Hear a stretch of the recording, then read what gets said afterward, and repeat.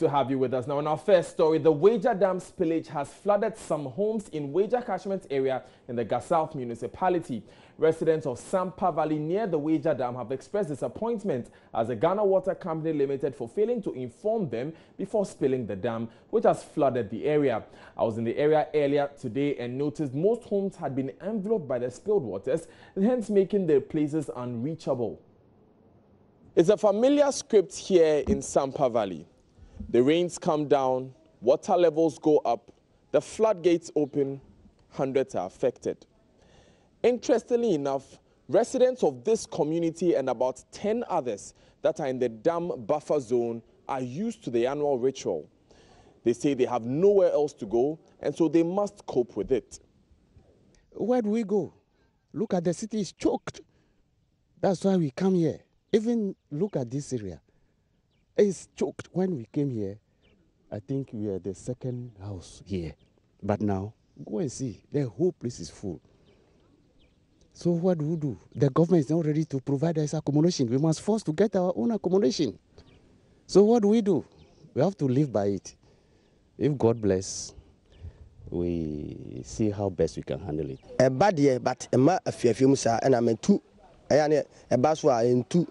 Like to say, baby, in so to an Habiana, a cool rank for them, yes, animal. And yes, I kind of animal, but a bar, senior, Ubabi Fano, Abba Jumano, I don't know, you be be damn no crana. You be our banner. I ain't having too much. So, okay, the movie, we didn't get into like 1 month, be do no 2 more, but say, baby, I okay, Waham. Into do account dream per se, so it me baby a haside no. Inti obi obaka so nso na dey betum nti menko but ye bie ne kese pa and you wote opese wontu fi ha mo nti ekope na nso ababium. Some even leave the community during the rainy months and return when the flooding is over. Any time bia o mo baby nsuo no ento me ha enti me ba no na o mo se atwen mpo no mitimi be gina gate ya no aso me sisisa na chese o mo se atwen mpo no ebu o mo me mani ko school a obu o mo se edida wo mo kotodwe enti afie we ni afie a ade na ba beto me enti me ya me surprise that etimi ayasa no. This year, however, the script seems to have changed as the flooding has begun with no announcements from the Ghana Water Company Limited. The residents are complaining that this is not how things are done here. This very one, I don't hear. This very one. But I normally hear the announcement. The patch that be, and on quantity, maintain sada. By who I started to say back a cracker. Until we might be at us be 1 week. 1 week in a man who say back a CF say, won't be first now, and back a crabby. I'll wait me or a normal so with my nanting, but the week here, Chidia. I might be in case too much. I won't be in the maintain by a best run upon not a baby breed. A man no before my born na a background and sana because we see some more announcements no na just some be cry sakamo ba man yes okay maybe week here we ni be omo yen sa a background sana mama announcement say ye bi o meanwhile no be dada man ba no mo beka but yen ha no mo na de omo nka mfa yen ha no mo say no enti before mo beka no na ha no ni e bi dida. Now, for years, fashion designers and retailers use mannequins as human models to display their clothing. The dummy human beings, which come in different forms like many other commodities on the local market, are dominated by imported designs. But did you know they are a health hazard? Love FM's Mona Lisa Frimpong reports. Take a casual tour to any shop in town which sells male and female wear, and the first object likely to welcome you is a well-decorated mannequin. At the mall, boutique, and even the open stall, human-like figures are available. But did you ever know mannequins pose a health risk? Research findings published in the Journal of Eating Disorders indicate they pose mental instability and dietary challenges. People admire not only the dresses the mannequins are wearing, but the object itself. And at times you see the structure, the way it has been molded. Wow, I wish I had that. So mostly at times, since we are humans, I will say that appetite, I'll put it out. I just get that. Okay. If the mannequin is a guy, then maybe you look at the person's picture and you wish your guy was like that. But for mostly it makes the dresses look nice. That's all. But I've never really thought of it that I want my body to be like that or my guy's body to be like that.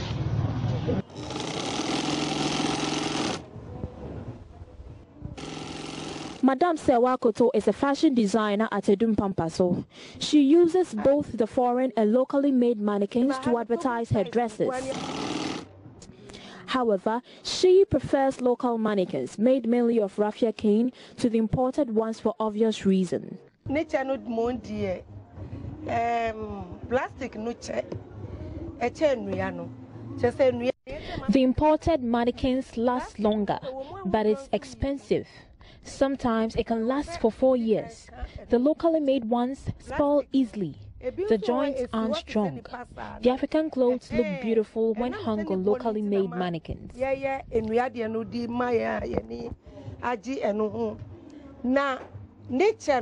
I'm standing at Edum Pampaso and I'm in front of a shop where two kinds of mannequins are sold. We have the mannequin with the arm and the mannequin without the arm. The mannequin with the arm goes for 300 Ghana cedis and the mannequin without the arm goes for 250 Ghana cedis. The sellers tell me that in a week they are able to sell 10 of these mannequins.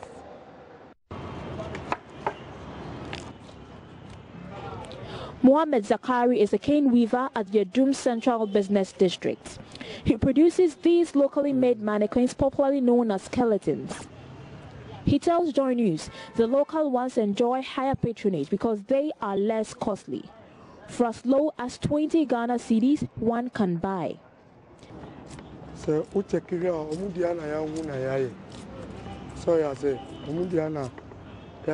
We looked at the imported ones to model ours, he says. It is expensive and very difficult for local clothes sellers to purchase.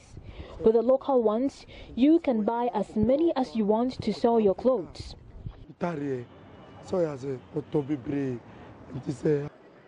Albert Yamwa, a suit seller, uses only imported mannequins.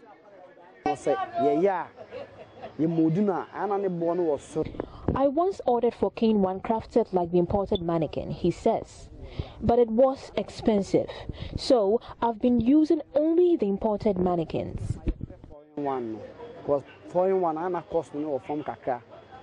Mona Lisa Frempon reporting for Joy News. Now, the World Trade Organization says it's willing to assist government in its flagship One District, One Factory program. The proposed program is one described by some analysts as that with the potential of transforming Ghana's economy from a raw material producing one to one that adds value. Addressing the press ahead of a 2-day workshop on challenges for the multilateral trading systems, Director of Information and External Relations Keith Rockwell said engaging other countries to reduce tariffs on finished products could be key to government's agenda. Well, the WTO is a trade organization. If you think of it really as a contract between governments, it's a commercial contract in which every government makes pledges to the others and says, if you want to do business in our country as a foreign provider of goods and services, these are the terms under which you do that. And the same thing applies to Ghanaian entrepreneurs when they try to do business in other parts of the world. And it creates a certain predictability, a sense of certainty, and transparency that's absolutely essential. Before companies begin to invest in production and in looking for new markets, they need to know the rules of the road. If they don't, then it's too much of a risk. So that's what the WTO can do. In terms of how the government chooses to go about establishing more industry here, one of the things that we can do is to help bring down the barriers to these products I mentioned before that are more value added. Because right now, Ghana can export raw timber, raw cocoa, raw unrefined petroleum without any duty. But it's the value-added component, it's refining, it's making these products, it's processing them. That's where you create more jobs. If you take timber and make furniture out of it, you have more people at work. and it's more interesting work. It's more value added. It requires skills. But the problem is that the furniture is taxed in other countries at a higher rate than would be the raw timber. And the same goes for Ghana's exports of other raw materials, including cocoa. If you make a chocolate bar out of cocoa beans, you're going to have more jobs, you're going to add more value. It's higher skilled work, it's more interesting. And that's the kind of thing that in terms of a development-oriented program, really makes a lot of sense. That was Keith Rockwell. He's the Director of Information and External Relations for the World Trade Organization. Now, the Ministry of Interior has once again come out to say that security agencies are not recruiting. A press release cites news making rounds that job openings had been announced. The ministry clarifies that no agency under the Ministry of Interior, namely the Ghana Police Service, the Ghana National Fire Service, the Ghana Immigration Service, and the Ghana Prison Service, are recruiting personnel to fill various positions. The general public is advised to be wary of any persons or group of persons claiming to recruit into the security services. The statement concludes that such persons should be reported to the nearest police station. We'll take a quick breather. When we come back, we have more news.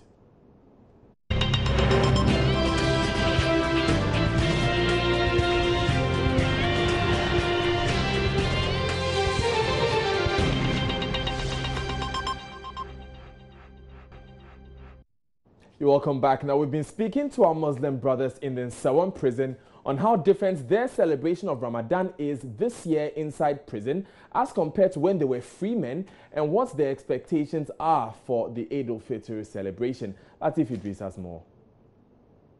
I would say that compared to outside, you know, you are with your family. Here you are not with your family, but you have other family, because in Islam, your brother in Islam is your family. So, but you can't compare to celebrating Eid with your nuclear family, extended family, where you visit each other and all that.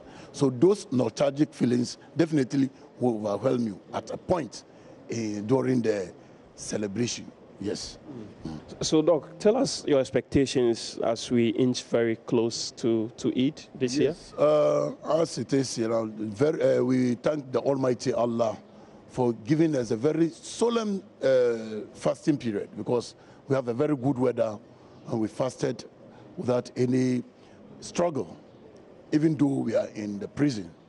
And we expect that we finish the fasting in peace and also celebrate our Eid al-Fitr as it is. We also, you know, celebrate the Eid al-Fitr. We go to our mosque and we pray, actually, and we have visitors coming to pray with us here.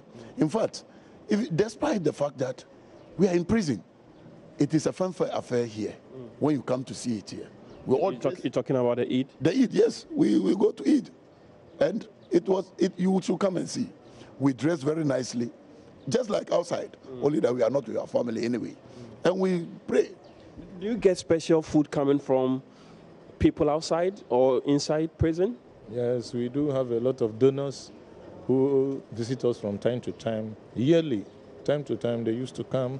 Our main donor, Abagana Motors, late Alhaji Abdul Aziz, and his son, who is still with us, always he used to come, donate items. We have a lot of them from Islamic University, brothers around. I can't mention them. There are a lot of them, actually. There are the Nigerian women, the Islamic women folk, and Nisai, a lot of them. I can't actually mention them. So within this period of a time, we had a brother, Abdul Razak, who always, every day, normally cook and bring to the inmates. So Hamza, brother Hamza, who normally come every day to cook for Muslims this year, actually. And the people have not been lacking at all. They could be able to manage with the little thing we are having to do the fasting. The fasting is not about food anyway, but at least when you close, you have to refresh yourself. So we've been having those donations from people around, the Muslim brothers actually. But we are asking them that at least some of them will emulate the people who have been coming and help the people in the prison. Because when you are coming to us, or coming to your brothers in the prison, they will feel like they are still belonging to you. At least they will have some sense of brotherhood, that when they come, you still accept them in the system and they will manage and live with you. But when you are not visiting them, it looks like you have rejected them already. So I think it's not doing any good when you don't visit your brothers in prison, because sometimes you happen to hear most of their problems, where to go about tackling their problems, and how to help in the reformation that is required actually in the prison. Then you'll be of help, because it's not like when the person come out, we say, oh, I'm your brother, but when I was in prison, you don't know me. Yeah. I'm your sister. When I was in prison, you don't know me, but now you know me because I'm out there. No, that sense should be there. That sense of brotherhood should be there, that once is your brother or it's a fraternity person, somebody you are worshiping God with, you have to take care of him. Make sure that you are with him. Just like what I heard some time ago, there was somebody who visited the prison and saying that although we are in the prison, but still we are his people, his brother. So he don't see anything different from the people outside there, because those in prison, because even the outside there is more or less a prison if you don't manage your life well, because you can't escape from any problem, any place. The world itself is a prison. All the other planets is like another prison apart from the world itself, because sometimes you stay in prison, they say they have to do some exchange or a transfer. They will take you from one prison to another. When you leave this planet step and travel to moon, I think you are still under the same place that God see you. That's interesting. So you cannot escape from it. Yeah, so let me bring in, if you can come closer. You give us your name. Yeah, okay, Sadiq, Abubakar Sadiq Lamti. Lamti, how long have you been here? 7 years, 6 months. 7 years, 6 months. How long, sentencing? Sentence, 15 years. You have been 15 for? Okay, I will say crime, robbing. Yeah. We're talking about Ramadan in prison. You've been for quite a long time now. Yeah. How would you compare Ramadan in prison and on the outside world? I think all the December, normally our food enjoyment and it's different from outside. Yeah, but always sometimes we get visitors to visit here. Normally my parents, yeah, they are receiving me for a year, giving me food. Yeah, you know, most of them they are not Muslim. Most of them they are Muslim. So always they are remember me. Ramadan time they are remember that I should separate Ramadan for a year. So sometimes they receiving me for a year, give me a lot of food. I will feel it. Okay. Then we are receiving strangers. Give their food here. Normally we chop. Normally, sometimes I think last year we get strangers here to make Eid here, come pray, dance, then thanks. We feel happy. والذين يصدقون بيوم الدين والذين هم من عذاب ربهم مشفقون إن عذاب. Right, so it's been very engaging and fruitful discussion here with Muslim brothers here at the Nsawam Medium Security Prison, who have told us, live outside prison and inside prison, how Ramadan is inside prison and outside prison, and their expectations towards the Eid celebrations. Once again, from the Nsawam Medium Security Prison here, particularly in the mosque, this has been yours truly, Latif Idris, reporting for Joy News. Eid Mubarak to all of the inmates of the Nsawam prison there. Now, Muslims in Ghana and the world over are marking Eid al-Fitr, the end of the 30 days of fasting. Even though Ramadan has ended, steadfastness after the Ramadan is the greatest sign that one has gained benefits from the month of Ramadan. But how do we ensure that we put into action what we learned from our sheikhs and imams during the fasting? It takes real devotion to Allah to ensure we continue to live according to his teachings. I spoke earlier to Sheikh Ayub Ofosuhini Asari, president of the Herald of Muslim Messages on Newsdesk. The emphasis of the Holy Quran is do that so that you observe your duty to God. So after that, and we don't stop. After that, you have to be doing the 5 daily prayers, do what is required of you, and you have to be reading the Holy Scripture, the Quran. You have to read it day and night. The Almighty God made it clear that reciting the Quran in the, at dawn it will be a witness for you. Read it in the night. Contemplate and think about this book so that you act accordingly. In Islam, it's not just worshiping. No, the Quran says that the salah that you do, it will refrain you from lewdness and evil doing, everything bad. The Quran says that in Quran chapter 29, verse 45, he said, establish worship. First and foremost, he said, recite the Quran, because God gave it to you. He said, after recitation, establish worship. 5 daily prayer, that's compulsory. You can do the others, the optional, there are plenty. You have to do that. The Prophet taught us. And he said because salah, that is the worshiping God according to the time prescribed. He said it will save you and guide you, protect you from lewdness and all evils, right? So if you are, I always say that, and I want people to understand, if you've been worshiping a Muslim, praying for 100 years or 50 years, 40 years, and you don't refrain from idol worshiping, you ascribe partners to God, then your worship is not accepted.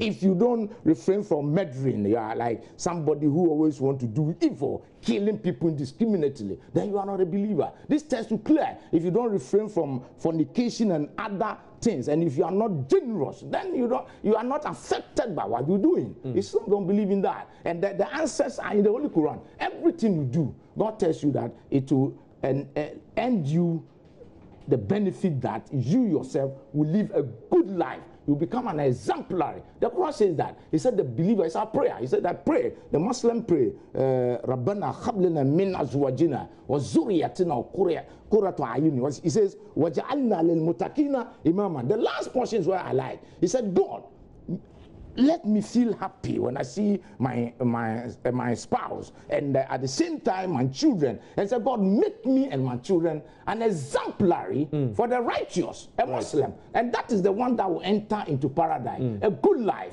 living in peace with your neighbors, being generous if God has blessed you with something, and even in your speech. The Prophet said if you have nothing to say, you keep quiet. But saying peace be to you, the Muslim greeting, salam alaikum, peace be unto you. It's a gift and it's a blessing. It is like you giving something as a gift or a sacrifice. So the Muslim, no matter what, should live a good life after this. And we shouldn't see hooliganism and things that Islam does not prescribe. We pray our brothers. We are all human beings and we have to live. We can live by that. Because the Almighty God made it clear in Quran chapter 33, Surah Al-Azhab, verse 21, that we have an exemplar life in the lifestyle of the Prophet Muhammad. Sheikh Ofosuhini Asari there, speaking on Joy News Desk today. Now, let's stay with Ramadan and Eid al-Fitr, because Roland Walker joined worshippers at the Bustan Ahmed of the Ahmadiyya Muslim Mission earlier today. And so we're coming to you from the grounds here is the Bustan Ahmed Mission Grounds, and it's where annually we have the Ahmadiyya Muslim Mission having their prayers each day to commemorate the subject of Eid al-Fitr. And we know it's a festivity that, of course, is enshrined in the Quran and has got many historical antecedents and many roots. But we have many prominent Ghanaians. Many of you would not know Ahmadis, and all of them to have converged here. We'll be speaking to a couple of them. But just behind me, you can find, this is the section where we have great Muslim women of the faith of the Ahmadis who have also made their presence felt, making sure that they come in worship and they'll be part of the whole celebrations. And we're going to speak to some few notable people who are around here. But more importantly, we would want to speak to some officials of the Ahmadis as well as the Muslim faith in our country. And so first we'll speak to the youth leader, and Nasir Bonsu, as his name is the national president. It depends on how you want to tell me. But as far as the Ahmadi faith is concerned, he's called Sadr Mok. And what's the meaning? Is that the name in Islam? Yeah, the Sadr is the leader. So I'm in charge of, in Ahmadiyya we have 3 wing organizations, and it falls between the ages for Majlis Qudam al-Ahmadiyya, which I'm the president, or the Sadr, sorry. that falls within the ages, those of the Muslims who falls within the ages between 7 to 40 years.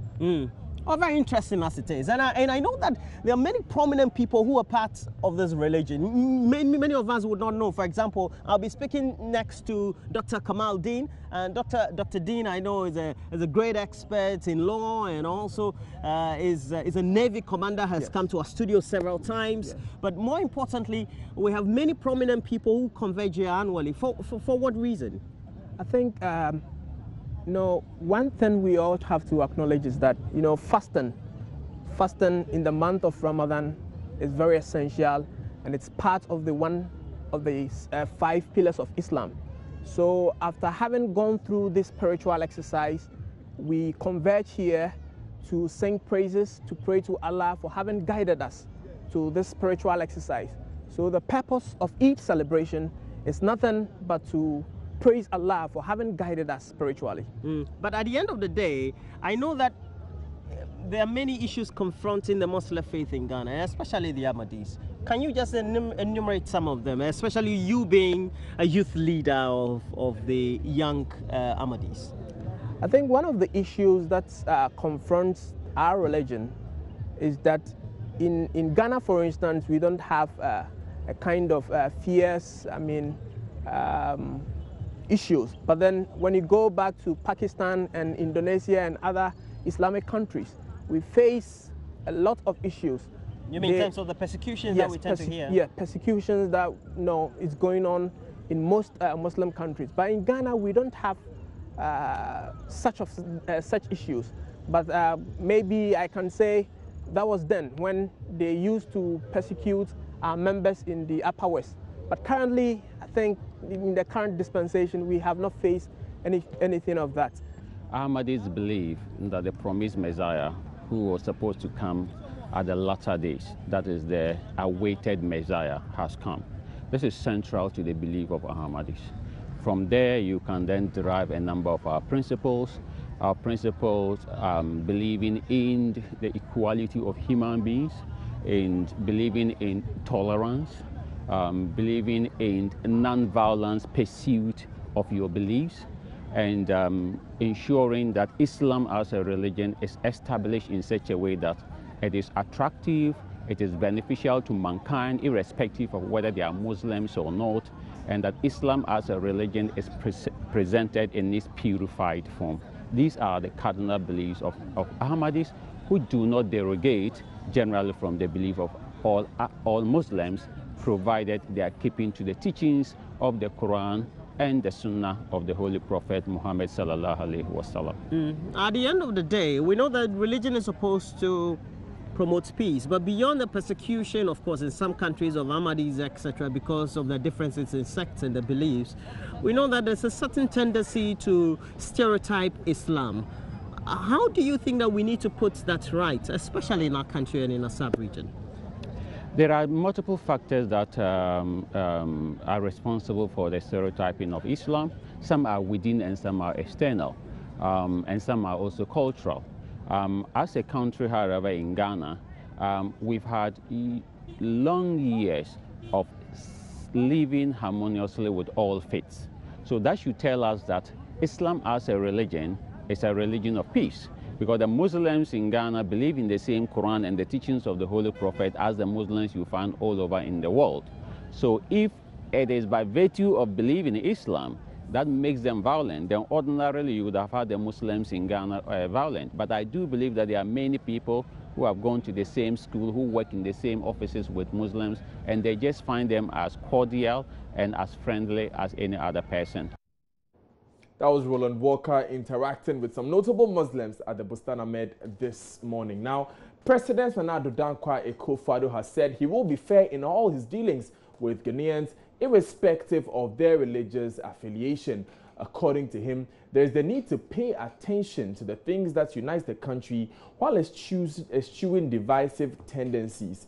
He was speaking as the National Aid prayers this morning. Dysfunctional and help us to cope with the uncertainties of life.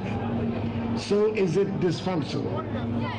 Religion is a double-edged sword. that can also be invoked for destructive purposes.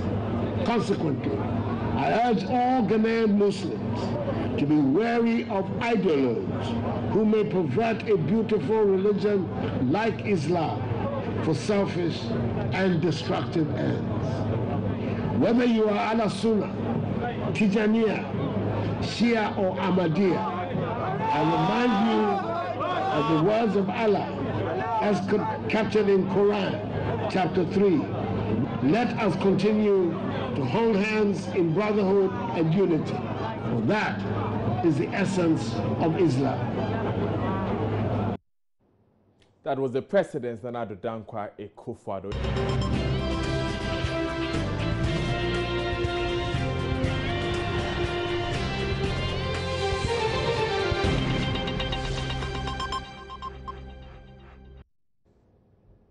Still have enjoyed news today. Now, 26 June is the International Day Against Drug Abuse and Illicit Trafficking.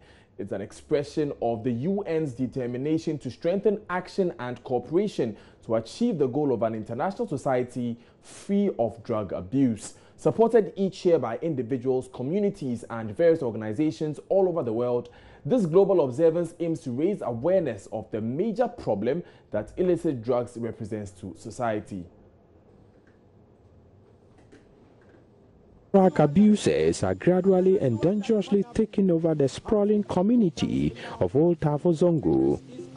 Marijuana and other forms of dangerous drugs are becoming common sight to the ordinary resident. This community has a great reputation for academic pursuit, to which many people, both indigents and settlers, are proud to be associated. However, the eagerness in the past of young children to acquire both secular and Islamic knowledge has now given way to social vices. The trend can only evoke pain and tears for concerned citizens who care about the future. On the northeastern fringes of Kumasi lies Old Tafo, which falls within the Tafo-Pankrono constituency. The community, which once characterized by warmth and fraternity of inhabitants, is turning nasty and ugly by the day. I just wanted to be a street boy, not an educated person. What is so exciting? I mean, being a street guy. Because I've been seeing most of the richest men in Ghana here and around the world, they are street niggas. And I wanted my life to be like them, because my role model is a street nigger. And I want to be like him. That's why I choose to be a street nigger. Your role model is who? Vice Cartel. So what drives an innocent child as young as 10 into smoking not just cigarettes but cannabis, and ultimately end up with hard drugs? So you have been able to go through the educational ladder from primary JSS to SHS and even to the Polytechnic. You are privileged, I mean, to have gone through this system. Don't you think that is enough for you to... To me, it's not enough, but I'm not a selfless person. I don't cry for myself alone. I cry for my society, my youth, because they are the same people that made me. They made me in great pain. I learned many things from them. Don't see them as young. Let me say something. Anytime you be with an elderly person, he talks about the past. But when we are with the youth, he talks about the future. And we are talking about tomorrow, not the past. This is a story of a young man I call Mubarak in this piece. He leads a juvenile group of about 20 smokers at Old Tafo Zongo. When I was not smoking, I was stubborn, causing problems with colleagues every day. I could not even finish my work on time. If the boys want to feel in charge of what they see as their humiliating experience and face the reality of life, drugs prove the singular movement. From a life of grounded poverty, they take pride in substance abuse. We call ourselves like Muslims in the society, and Islam is about unity. But even from the top, the leaders are separated. So how can they unite us? Who will tell us to listen? You feel? What comes to your mind when you smoke? A lot of things, planning big dreams, good things about my life, meditating. big dreams? Yes. What do you want to become in future? In future, just a street boy.